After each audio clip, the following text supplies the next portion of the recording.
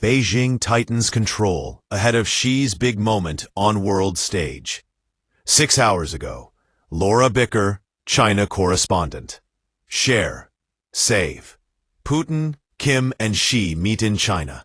BBC correspondents explain why. The stage is set in the heart of Beijing for a grand display of power and military might that has been choreographed by President Xi Jinping. 8 huge Chinese flags flutter and flank the portrait of Mao Zedong, the founder of Communist China, which sits on top of the Gate of Heavenly Peace overlooking Tiananmen Square, one of the largest public squares in the world. Below are rows of seats reserved for 26 foreign heads of state, including Russia's Vladimir Putin and North Korea's Kim Jong-un, whose attendance is a diplomatic win for Xi. Across the road, near the Great Hall of the People, 2 huge floral arrangements, commemorating the end of World War II, rise up alongside seating for around 50,000 invitees. On the last day of preparations, Monday, Chang'an Avenue, the multi-lane road that cuts through the square, was once again open to the public. Drivers and cyclists held their phones aloft, trying their best to capture the scene. Ostensibly, the parade marks 80 years of Japan's surrender in the war and China's victory against an occupying force. But it's so much more than that for President Xi. This is a big week for him, with quite a few firsts. He enticed Indian Prime Minister Narendra Modi to visit China over the weekend for the first time in 7 years, rebooting a key economic and strategic relationship. More than 20 world leaders attended the Shanghai Cooperation Organization (SCO) summit, which just concluded, its largest ever gathering. And a North Korean leader will attend a Chinese military parade for the first time since 1959. The Chinese leader is having his moment in the spotlight. The SCO summit in Tianjin has allowed him to project power and offer a vision of a new world order, which he hopes will challenge the United States. Now, attention turns to the parade in Beijing, which will showcase his country's growing ability to rival the U.S. in any conflict. The leaders of Iran, Malaysia, Myanmar, Mongolia, Indonesia, Zimbabwe, and Central Asian countries will witness the precise troop formations and get a glimpse of what authorities say will be new hypersonic weapons and unmanned underwater drones. The only Western leaders on the guest list are from Serbia and Slovakia. Kim Jong-un is a surprise addition. His attendance was only announced at the end of last week, and his armored train and usual motorcade, flanked by bodyguards, will add to the spectacle.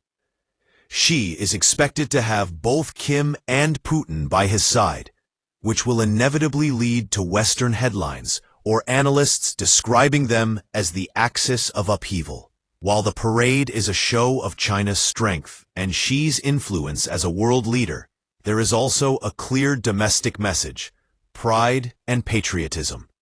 China describes World War II as the people's war of resistance against Japanese aggression. Although much of the resistance was not from the Communist Party, but from the nationalists, who later lost the Civil War to Mao and his forces, and have been largely scrubbed from national memory. In the run-up to the anniversary, several films have been released depicting this struggle, some of which have been box office hits.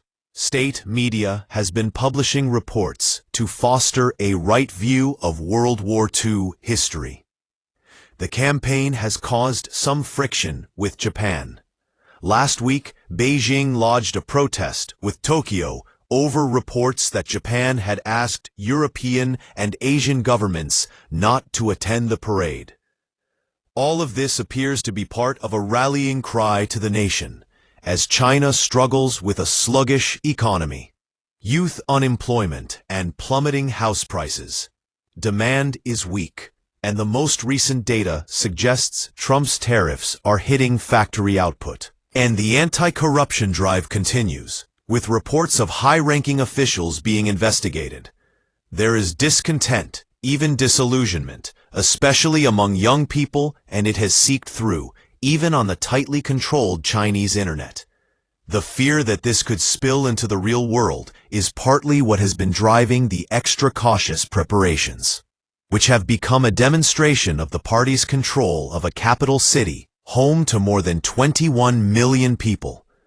The city has grown quieter as the parade draws closer. Airport security scanners have been installed in some office entrances. All drones are banned, and international journalists have been visited at home, some on multiple occasions, to ensure they get the message. Guards have been stationed 24 hours a day at the entrances to overpasses and bridges to prevent any protests, some of them in army uniforms.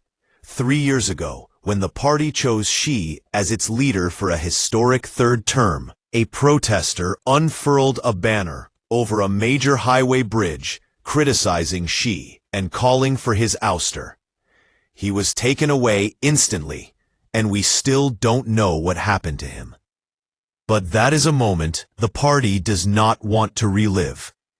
Communist Party officials have spent months planning and preparing for their first military parade in 6 years. More than 200,000 flags have been put up across the capital. More floral arrangements depicting China's fight against Japan sit proudly on prominent roadsides and roundabouts. There's even a new city lightscape to brighten buildings in the business district. Officials from the Parade Command Office have said the overarching principle is to avoid disturbing the public as much as possible. But for those living in Beijing, the parade has upturned life. Tanks could be heard rolling down the streets during weekly overnight rehearsals, and the sounds of marching echoed far beyond the parade route. People living near Chang'an Avenue, which leads to Tiananmen Square, were told to stay off their balconies to ensure the rehearsals could be held in secrecy. Schools, businesses, and hotels along the parade route will be closed for the next 2 days. There are multiple road diversions and subway line closures, which have effectively paralyzed transport into and out of the city center. Even getting hold of a shared city bike, often the best way to get around Beijing, can now be troublesome. Usually, there are hundreds of them lined up outside subway stations and along pavements. But recently, city workers have been scooping them up to move them further away from the parade route.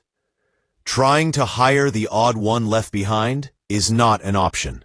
The bike will not move. There have been reports in the past that China has used its air force to ensure there are blue skies for the parade. The aircraft can manipulate weather to trigger rain through cloud seeding 1 or 2 days in advance to make sure it's clear afterwards.